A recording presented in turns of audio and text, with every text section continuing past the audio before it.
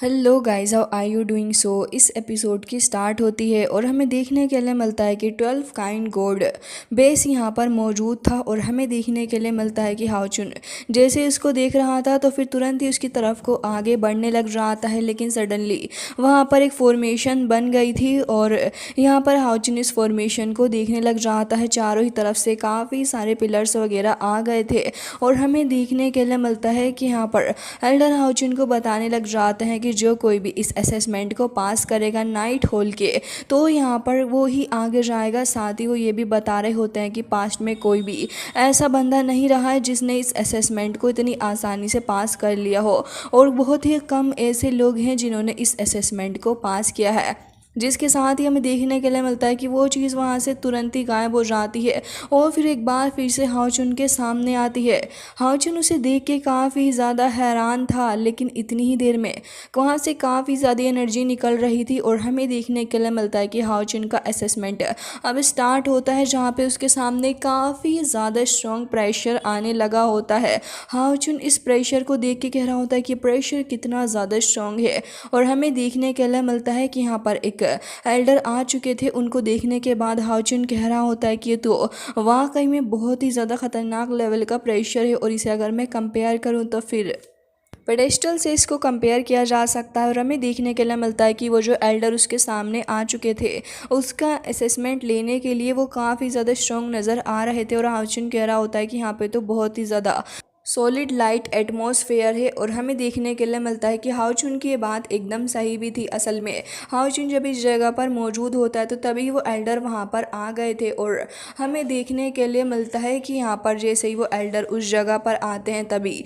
यहाँ पर second Elder भी आ गए थे और हाउचुन को बता रहे होते हैं कि हाउचुन यही तुम्हारे एग्जामिनर हैं। जैसे ही हाउचुन एल्डर हान कियान की ये बात को सुनता है तो वो अपने एग्जामिनर की तरफ को ही देखने लगा था, जिसके साथ ही अब एग्जामिनर उसको कह रहे होते हैं कि बेटा, इस असेसमेंट के जो रूल हैं वो बहुत ही ज़्यादा सिंपल से हैं और इसका रूल बस एक ही है कि तुम्हें मुझे बीट करना होगा, और उसके बाद फिर यहाँ पर ये जो एडमेंटाइन पेडेस्टल है ये तुम्हारा होगा। जिसके साथ ही यहाँ पर हाउचुन यहाँ पर उनकी बात को सुन रहा होता है और वो कह रहे थे कि ऑनेस्टली अगर तुम ऐसा नहीं करना चाहते तो मैं तुमसे यही सलाह दूंगा कि अगर तुम यहाँ से वापस जाके कल्टीवेशन करना चाहो तो पहले वही कर सकते हो, क्योंकि तुम्हें देख के लगता नहीं है। लेकिन तभी एल्डर हान कियान कह रहे होते हैं कि ऐसा कुछ भी नहीं है, तुम हाउचुन को अंडर एस्टिमेट कर रहे हो। और हाउचुन से भी कह रहे होते हैं कि हाउचुन तुम्हें भी केयरफुल रहना होगा। जिसके बाद हमें देखने के लिए मिलता है कि यहाँ पर जैसे ही एल्डर हटके वहाँ से जाते हैं तब यहाँ पर ये एग्जामिनर अपनी काफ़ी ज़्यादा एनर्जी को रिलीज़ करता और कह रहा था कि हान क्या तुम तो कुछ ज़्यादा ही जेनरस हो रहे हो। हाउचुन उनके इस एनर्जी से पीछे को हट गया था। तभी यहाँ पर एक डोमेन क्रिएट हो जाता है और अब वो यहाँ पर इस डोमेन को क्रिएट करने के बाद हाउचुन से कह रहे थे कि हाउचुन, अब तुम्हें यहाँ पर मेरी स्ट्रेंथ के बारे में अंदाज़ा हो जाएगा और साथ ही इसकी पावर के बारे में भी अंदाज़ा होगा। जिसके साथ ही हाउचुन भी तैयार हो गया था और कह रहा होता है कि सीनियर प्लीज़ मुझे टीच करें। जिसके साथ ही अब हाउचुन आगे बढ़ रहा होता है और एक काफ़ी ज़्यादा स्ट्रॉन्ग स्लैश अटैक हाउचुन करता है। तो हमें देखने के लिए मिलता है कि यहाँ पर वो जो सीनियर था वो बस अपनी कुछ ही पावर का इस्तेमाल कर रहा था और बस अपनी कुछ पावर का इस्तेमाल करते साथ ही वो हाउचुन को सप्रेस करने में कामयाब हो जाता है।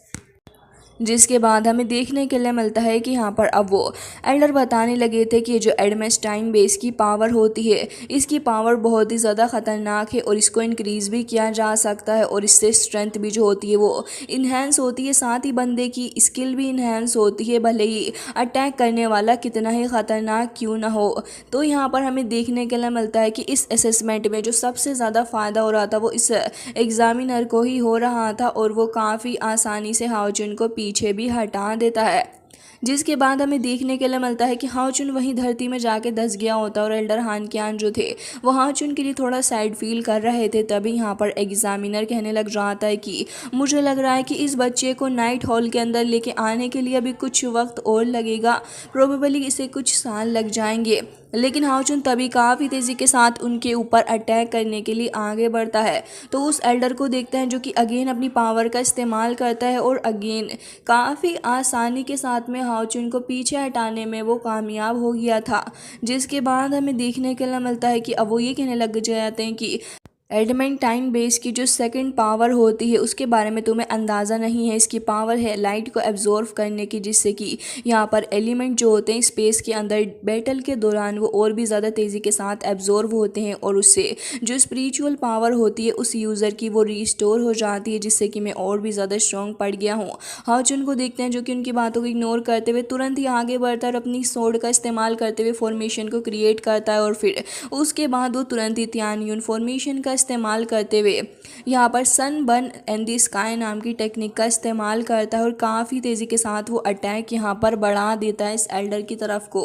लेकिन तभी यहाँ पर कह रहा होता है कि तुम्हें शायद एडमेंटाइन बेस की थर्ड पावर के बारे में अंदाज़ा नहीं है और कह रहा था कि इसकी थर्ड पावर स्पिरिचुअल एक्सप्लोजन है और हमें देखने के लिए मिलता है कि काफ़ी बड़ा से एनर्जी रिलीज भी यहाँ पर हो रही थी और वो कहने लग जाते हैं कि इसमें मेमोरी है 100,000 ऑफ स्पिरिचुअल पावर की, जिससे कि यहाँ पर यूज़र की स्पिरिचुअल पावर जो होती है वो ड्रामेटिकली इंक्रीज कर जाती है और इंस्टेंटली यहाँ पर सामने वाले एनिमी को ख़त्म करती है। तभी हमें देखने के लिए मिलता है कि हाउचुन अब इस पावर को देख के असल में शॉक हो जाता है, क्योंकि उसने इस चीज़ का अंदाज़ा नहीं किया था कि वाकई में इसकी पावर इतनी ज़्यादा ख़तरनाक हो सकती है। ये बेस तो हाउचुन की सोच से भी काफ़ी ज़्यादा आगे निकल गया है और हमें देखने के लिए मिलता है कि यहाँ पर हाउचुन की हालत अब ख़राब होने लगी थी। इसे देखने के बाद तो एल्डर हान क्यान भी हैरान थे और वो बस हाउचुन के बारे में फ़िक्र कर रहे होते हैं। लेकिन फॉर्चुनेटली यहाँ पर हाउचुन के पास में अभी भी एक चांस था खुद को बचाने के लिए और हमें देखने के लिए मिलता है कि इसी पॉइंट पे हाउचुन तुरंत ही सन एंड मून स्नेल शील्ड का इस्तेमाल करता है, उसे तुरंत ही समन कर लेता है और हमें देखने के लिए मिलता है कि बैरियर तुरंत ही हाउचुन के पास आ गया था, क्योंकि ये शील्ड दुनिया के बेहतरीन आर्टिफैक्ट में से एक है और एक लौता ही आर्टिफैक्ट है जिसके चलते यहाँ पर जब एल्डर की पावर जाके टकराती है हाउचुन की शील्ड के साथ में तो वो खुद भी हैरान हो गए थे और कह रहे थे कि इतनी ज़्यादा खतरनाक लेवल का आर्टिफैक्ट आखिर इसके पास आया कहाँ से। और इस बार हाउचुन पूरे तरीके से कामयाब हो जाता है इनकी टेरिफाइंग एनर्जी को आराम से झेलने के लिए और वहीं पे खड़ा था। इवन हाउचुन भी शॉक्ड था और कह रहा होता है कि अगर मेरे पास में आज ये सन मून स्नेल शील्ड ना होती तो शायद से मैं कुछ कर ही ना पाता और मुझे डर है कि मुझे काफ़ी आसानी से हिट कर देते। जिसके साथ ही हमें देखने के लिए मिलता है कि यहाँ पर एग्जामिनर अब काफ़ी खुश हो चुके थे हाउचुन से और कह रहे होते हैं कि लड़के तुमने मुझे एक स्टेप पीछे करने पे मजबूर कर दिया है, वाकई में तुम क्वालिफाइड हो और ऐसा लग रहा है कि तुम्हारी तरफ मुझे और भी ज़्यादा पावर के साथ अटैक करना होगा। ये कहते साथ ही तुरंत ही यहाँ पर अपनी उसी बेस की पावर का इस्तेमाल करते हुए एक काफ़ी ज़्यादा खतरनाक लेवल की सोर्ड को समन करते हैं और अब वो उन दोनों ही सोर्ड को अपने हाथ में ले लेते हैं।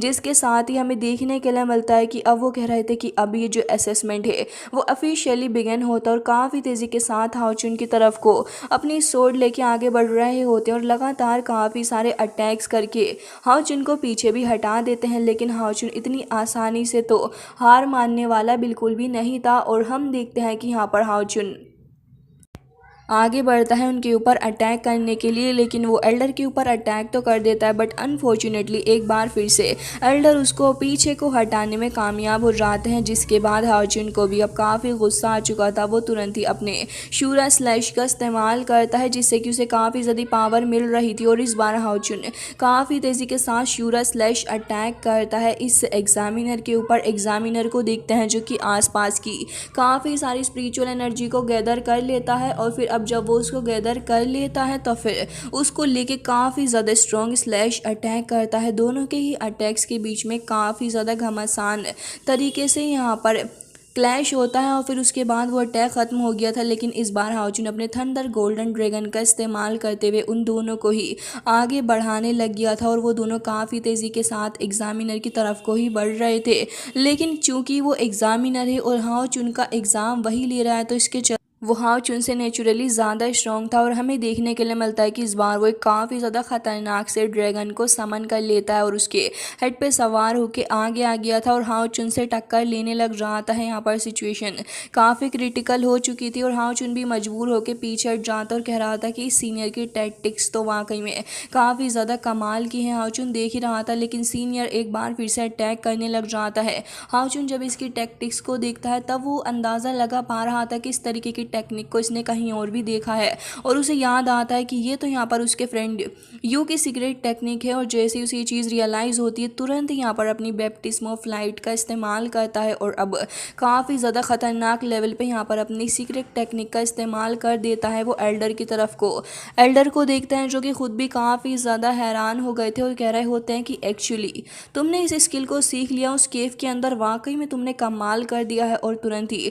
हाओचुन की तरफ को एक काफ़ी तगड़ा सा स्लैश करते हैं जिससे कि हाओचुन अगेन पीछे को हट जाता है और हमें देखने के लिए मिलता है कि यहाँ पर उसकी सांसें फूलने लगी थी, जिसके साथ ही अब हाओचुन को देखते हैं जो कि वहीं पे था। लेकिन एल्डर एक बार फिर से यहाँ पर आगे बढ़ रहे होते हैं और अपनी पावर का इस्तेमाल करते हुए काफ़ी सारी स्पिरिचुअल एनर्जी को गैदर करते हुए हाओचुन के ऊपर अटैक करने वाले थे।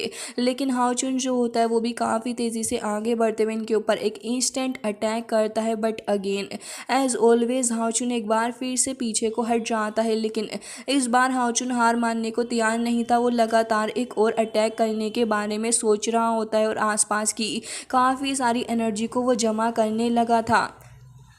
इस चीज़ को देखने के बाद तो अब ये एल्डर खुद भी हैरान हो जाते और कह रहे थे कि इतनी ज़्यादा स्ट्रॉन्ग अफिनिटी पावर कोई कैसे इकट्ठा कर पा रहे, इतने सारे लाइट एलिमेंट इसके पास में कैसे हो सकता है, वो भी इसके एक मूव के अंदर। जिसके बाद हम देखते हैं कि हाओचुन जैसे उस लाइट पावर को गैदर करता है तब वो थोड़ा ऊपर को उठने लग गया था और इस बार वो काफ़ी स्ट्रॉन्ग पावर को रिलीज़ करता है। ऊपर खड़े हुए सोल्जर भी इस चीज़ को देख के हैरान थे। लेकिन अब हाओचुन एल्डर के ऊपर अटैक करने वाला था और यहाँ पर जैसे ही वो आगे बढ़ रहा होता है उनके ऊपर अटैक करने के लिए, तब वो डर जाते हैं और कह रहे थे कि जितनी ख़तरनाक लेवल की फोर्स आ रही है, मुझे डर है कि एंटायर टेम्पल ही डिस्ट्रॉय हो सकता है। हाओचुन काफ़ी गुस्से से आगे बढ़ रहा था। इवन यहाँ फ्लोर पे भी काफ़ी ज़्यादा बुरे तरीके से क्रैक्स पड़ने लग जाते हैं और वो तुरंत ही हाओचुन को रोकने के लिए एक स्लैश अटैक कर देते हैं। एल्डर हान कियान भी यही देख रहे थे, लेकिन फॉर्चुनेटली स्लैश अटैक ख़त्म होता है और हाओचुन एक इल्यूजन के अंदर फंस के रह गया था, जिसके साथ ही हमें देखने के लिए मिलता है कि यहाँ पर एक काफ़ी ज़्यादा ख़तरनाक सा पावरफुल मिथिकल बीस्ट वहाँ आ जाता है जो कि हाओचुन को सप्रेस कर रहा था और कह रहा होता है कि जो भी मेरी प्योरिटी को ख़त्म करने की कोशिश करेगा वो मारा जाएगा। लेकिन यहाँ पर जैसे ही वो अटैक करने वाला था हाओचुन को देखते हैं जो कि तुरंत यहाँ पर रुक जाता है और तुरंत ही हाओई को देखते हैं जो कि यहाँ पर अपीयर हो गया था और वो तुरंत ही उस मिथिकल बीस्ट के ऊपर अटैक करके उसे चकनाचूर कर देता है। इसको देखने के बाद तो एग्जामिनर भी हैरान था और हाउए काफ़ी ज़्यादा चिल्ला रहा होता है। एग्जामिनर भी हैरान था और कह रहा होता है कि आखिर ये चीज़ थी क्या, लेकिन हाउए गुस्सा करने लग जाता है। तो एग्जामिनर को देखते हैं जो कि तुरंत ही अपनी स्वॉर्ड को अपने पास में वापस रख लेता है और इस बार वो हाओचुन की तरफ को ही देख रहा था, जिसके साथ ही अब हाओचुन उनसे पूछ रहा होता है कि आखिर क्या हुआ, आप रुक क्यों गए हो। तभी वो कहने लग जाते हैं कि लड़के तुमने ऑलरेडी इस असेसमेंट को पास कर लिया, क्योंकि तुमसे पहले जो कोई भी इस जगह पर आया है वो इस असेसमेंट को कभी भी इस हद तक आगे नहीं लेके गया। लेकिन मुझे लग रहा है कि तुम्हारे अंदर वाकई में कुछ बात है, तो मेरी तरफ से तो तुम इस असेसमेंट को पास कर चुके हो। हाओचुन कह रहा होता है लेकिन अभी तो आप हारे भी नहीं हो। हाओए उसको प्यार करने लग जाता है और तभी यहाँ पर एग्जामिनर कह रहा होता है कि तुम्हें नहीं लगता कि ये शर्म की बात होगी एक लेवल 9 के नाइट के लिए एक लेवल 8 के नाइट के साथ में हारना। जिसके बाद हाओचुन उनकी बात को समझ जाता है। जिसके बाद यहाँ पर वो एग्जामिनर ये कहने लगा था कि पूरे एंटायर अलायंस के अंदर एक लौता ऐसा पर्सन है जो कि इस मिथिकल बीस्ट को कंट्रोल कर सकता है और वो करंट लीडर का जो है वो ब्रदर है। और साथ ही वो ये भी कहने लग जाता है कि वो ऐसा फर्स्ट पर्सन है जो कि डिवाइन सील नाइट में से एक है, जो कि होली स्टार नाइट है। जिसके साथ ही वो हाओचुन को पहचान जाता है और हाओचुन भी अब उसे ग्रीट करता है। तब देखने के लिए मिलता है कि वो हाओचुन को तुरंत ही काफ़ी ज़्यादा इंपॉर्टेंट भेज देते हैं, जिससे कि हाओचुन के अंदर से काफ़ी ज़्यादा स्ट्रॉन्ग एनर्जी निकल रही होती है। और हाओचुन इस चीज़ को देख के हैरान था, तो वो उससे कहने लग जाते हैं कि हाओचुन तुम इस चीज़ को लेके बिल्कुल भी परेशान मत हो, क्योंकि इसकी वजह से तुम्हारा काफ़ी ज़्यादा फ़ायदा होगा। असल में इसकी वजह से तुम्हारी जो ब्रेथ है वो डीमन बिल्कुल भी सेंस नहीं कर सकेंगे। तो तुम खुद ही सोच लो कि ये चीज़ तुम्हारे लिए कितनी ज़्यादा इंपॉर्टेंट है। ये सुनने के बाद हाओचुन खुश हो जाता है और उन्हें शुक्रिया अदा करता है। तभी हमें देखने के लिए मिलता है कि वो यहाँ पर तुरंत ही अपनी चुटकी बजाते हैं, जिसके बाद फाइनली जाके यहाँ पर वो रिफाइंड गोल्ड बेस आर्मर आ जाता है और यहाँ पर काफ़ी सारी लेडर्स भी अपीयर हो गई थी। जिसके बाद अब वो यहाँ पर हाओचुन को देख के कहते हैं कि हाओचुन आगे बढ़ो। अब यहाँ पर उनकी बात सुनते ही हाओचुन तुरंत ही आगे बढ़ जाता है और वो उसे बता रहे थे कि ऑल्दो ये जो चीज़ मैंने तुम्हें दी है इससे तुम अपनी ब्रेथ को तो ठीक कर ही सकते हो, डीमंस तुम्हें नहीं ढूंढ पाएंगे, साथ ही टेम्पररी तुम्हें अपनी आइडेंटिटी को भी छुपाना होगा। कभी भी अब से अपनी आइडेंटिटी को कैजुअली रिवील मत करना किसी के भी सामने, और अब से हम तुम्हें जिन जिंग भी कहेंगे। और हमें देखने के लिए मिलता है कि हाओचुन उनकी बात मानता हुआ धीरे धीरे करके लेडर्स के ऊपर चढ़ने लग गया था। वो रिफाइंड गोल्ड बेस आर्मर की तरफ को आगे बढ़ रहा होता है, तुरंत ही जाके उस पर बैठ जाता है। जिसके बाद हमें देखने के लिए मिलता है कि वो आर्मर तुरंत ही एक्टिवेट हो जाता है। हाओचुन की बॉडी जो थी उसके जो जीन्स होते हैं उसके अंदर पूरे तरीके से फायर लगी पड़ी थी। हाओचुन की पूरी बॉडी काफ़ी ज़्यादा बुरे तरीके से गोल्ड में लथपथ हो रही थी और हमें देखने के लिए मिलता है कि एक बार फिर से उसकी पूरी ही बॉडी पे काफ़ी ज़्यादा अच्छे तरीके से वो गोल्ड बेस आर्मर आ गया था। और हमें देखने के लिए मिलता है कि ये रिफाइंड गोल्ड बेस आर्मर हाओचुन ने हासिल कर लिया होता है। जिसके बाद हाओचुन वहीं आगे खड़ा हो गया था, जिसके साथ ही अब एग्जामिनर उससे बातचीत करने लग जाता और कह रहा था कि मुझे पता है कि अभी भी तुम कुछ चीज़ों को लेके परेशान हो हाओचुन, लेकिन मुझे पता है कि तुम अभी भी काफ़ी स्ट्रॉन्ग इनफ हो। तभी वो ये कहने लग जाता है कि सीनियर आपने मेरी हेल्प की है मेरी ब्रेथ को हाइड करने के लिए, लेकिन आपको मेरे कंपेनियन की भी हेल्प करनी होगी। प्लीज़ क्या आप इसकी ब्रेथ को भी हाइड कर सकते हैं। तभी वो पूछने लग जाते हैं कि मुझे पता है कि तुम्हारा ये जो कंपेनियन है ये तुम्हारे लिए काफ़ी ज़्यादा इंपॉर्टेंट है, लेकिन इसके लिए इसकी ब्रेथ हाइड करना कितना ज़रूरी है हाओचुन। वैसे तो मैं इसके बारे में कुछ भी नहीं कर सकता हूँ, लेकिन असल में अगर तुम्हें इसकी इतनी ज़्यादा फिक्र है तो फिर मैं तुम्हें ऐसी एडवाइस करूँगा कि तुम होली माउंटेन ऑफ नाइट्स की तरफ को चले जाओ और वहाँ जाके मेरे एक ओल्ड फ्रेंड से मिलना। वो तुम्हें ज़रूर से एक अच्छी राह दिखाएंगे। और हमें देखने के लिए मिलता है कि हाओचुन यहाँ पर तुरंत ही उनकी बात मान के वहाँ चला जाता है। जिसके बाद हमें देखने के लिए मिलता है कि हाओचुन की मदर जो होती हैं वो भी उस जगह पर मौजूद थी और हाओचुन भी वहाँ पर आ गया था। तो हाओचुन के पास में काफ़ी सारा गोल्डन ऑरा जमा हो रहा था। हाओचुन को देखते हैं जो कि फ़िलहाल नाइट होल्ड के अंदर आ जाता है, और जैसे ही वो ओल्ड मैन यहाँ पर आते हैं तो फिर वो हाओचुन के पास से काफ़ी सारे ऑरा को सेंस कर पा रहे थे और अब पूछने लग जाते हैं कि आखिर तुम हो कौन। तभी वो कह रहा होता है कि मैं हाओचुन हूँ, और जिस तरीके से जिस अंदाज में वो ग्रीट कर रहा था तभी सीनियर समझ जाते हैं कि कोई और नहीं बल्कि वही बच्चा है जो कि पहले भी आया करता था। वो हाओचुन को देख के काफ़ी खुश थे और कह रहे थे कि तुम तो काफ़ी जल्दी बड़े हो गए हो बच्चे, तुम तो एक काफ़ी ज़्यादा राइजिंग स्टार हो। और कह रहे थे कि आखिर क्या हुआ, क्या कोई इम्पोर्टेंट मामला है। तभी यहाँ पर हाओचुन कहने लग जाता है कि सीनियर आपसे कुछ इम्पोर्टेंट बात करनी है। और हमें देखने के लिए मिलता है कि ये लोग अब दूसरी साइड पर आ चुके थे जहाँ पर सीनियर हाओए को चेक कर रहे होते हैं और कह रहे थे कि मुझे माफ़ कर दो लेकिन इसकी ब्रेथ को मैं हाइड नहीं कर सकता हूँ। और कह रहे थे कि ये तुम्हारी साइड रहेगा सेफ़ है, लेकिन इसकी ब्रेथ को हाइड करना वाकई में काफ़ी ज़्यादा मुश्किल काम है, जिससे कि हाओए को अब काफ़ी गुस्सा आने लग जाता है और यहाँ पर हाओए काफ़ी फायर को भी उगलने लग जाता है। ये देखने के बाद तो हाओचुन उसे समझा रहा था कि तुम इतने ज़्यादा परेशान क्यों रहे हो, मैं हूँ तो तुम्हारे साथ।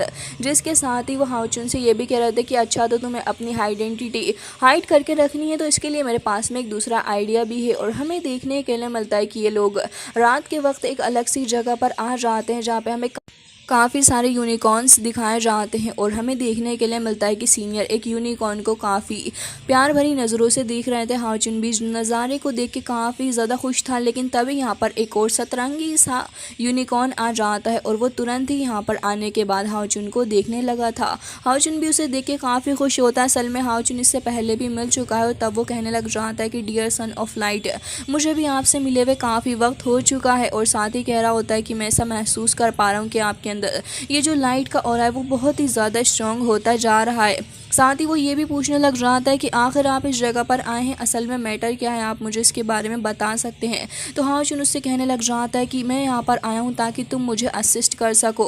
और हमें देखने के लिए मिलता है कि एल्डर भी उससे कुछ बातचीत करने लग गए थे। जिसके साथ ही यहाँ पर यूनिकॉर्न जो होता है वो कहने लग जाता है कि लास्ट टाइम जब मैंने तुम्हें देखा था तब से ही मैं यहाँ पर तुमको जानता हूँ। और साथ ही वो तुरंत ही यहाँ पर हाओचुन के आगे झुक जाता है और कह रहा था कि डियर सन ऑफ लाइट, मुझे पता है कि आप बहुत ही ज़्यादा ग्रेट मास्टर हो और मैं इंडीड आपके जैसे पर्सन की तलाश कर रहा था। अब से मैं पूरे तरीके से आपको डेडिकेटेड कर उसकी बात सुन के हाउचुन कह रहा होता है कि मुझे तुम्हारे ऊपर पूरा भरोसा है कि तुम परेशान क्यों होते हो। तो हमें देखने के लिए मिलता है कि वो एक मार्क हाउचुन के हाथ के ऊपर अपीयर करता है और कह रहा था कि जब आप इसे समन करेंगे तो इससे मैं यहाँ अपीयर होऊंगा। और हमें देखने के लिए मिलता है कि यहाँ पर गॉड ऑफ डेस्टिनी भी आ चुकी थी, जिसके साथ ही हमें देखने के लिए मिलता है कि यहाँ पर तुरंत ही उस यूनिकॉर्न की ट्रांसफॉर्मेशन होने लग जाती है। और यहाँ पर ओल्ड मैन बता रहा था कि इसे ग्लो अप फेज भी कहा जाता है, और साथ ही वो बता रहे थे कि इससे इसका लेवल बढ़ जाएगा, लेवल 9 तक हो जाएगा। और कह रहे होते हैं कि शायद मार्क की वजह से ही ये हो रहा है। और हमें देखने के लिए मिलता है कि यहाँ पर उस यूनिकॉर्न किंग को काफ़ी ज़्यादा पेन होने लग जाता है, इवन उसका हॉर्न भी धीरे धीरे करके क्रैक करने लग गया था। हाउचुन से वो बर्दाश्त नहीं होता और तुरंत ही उसकी हेल्प के लिए आगे बढ़ता है, बट ओल्ड मैन उसे रोक लेते हैं और कह रहे थे कि नहीं, ये उसका टेस्ट है, उसे ही पूरा करने दो। धीरे धीरे करके उसकी पूरी बॉडी के अंदर काफ़ी ज़्यादा फायर फैल रही होती है और उसके बाद फाइनली जाके उसका ट्रांसफॉर्मेशन हो जाता है। और वो भी अब एक किंग यूनिकॉर्न बन चुका था, जिसके साथ ही वो अब हाउचुन के पास आ जाता है अपनी लॉयल्टी को शो करने के लिए। काफ़ी ज़्यादा ख़तरनाक लेवल का यूनिकॉर्न किंग वो बन चुका था। हाउचुन को देखते हैं जो कि तुरंत ही उसके ऊपर सवार होकर वहाँ से अपनी नेक्स्ट डेस्टिनेशन के लिए निकल चुका होता है, सीनियर को अलविदा कहकर। जिसके बाद हमें हाउचुन दिखाया जाता है जो कि स्काई के अंदर सफ़र कर रहा था, और अब वो एल्डर के पास में आता है, जहाँ पर एल्डर हान कियान उसको एक बेच देते हैं। और क्या यहाँ पर हमें ये पता चलता है कि हाउचुन को होली नाइट्स के तौर पे यहाँ पर एक कमांडर के तौर पे भी रख दिया गया है, जिसके चलते हाउचुन अदर 5 पासिस को पूरे तरीके से सपोर्ट करेगा। हमें पता चलता है कि हान्यू जो है वो भी उस असेसमेंट को देना चाहता है, जिसके चलते वो वहाँ पर यूलोंग पास में ही रुक गया है। और उसके बाद हाउचुन को देखते हैं जो कि अब फिलहाल हमें देखने के लिए मिलता है कि उसी हॉर्स पे सवार होकर जा रहा था और कह रहा होता है कि अब फिलहाल मुझे अपनी लाइफ की सबसे इम्पोर्टेंट पर्सन से मिलना है, मैं आ रहा हूँ। और इसी के साथ ये एपिसोड हो जाता है एंड गाइस, आई होप कि आपको पसंद आया होगा।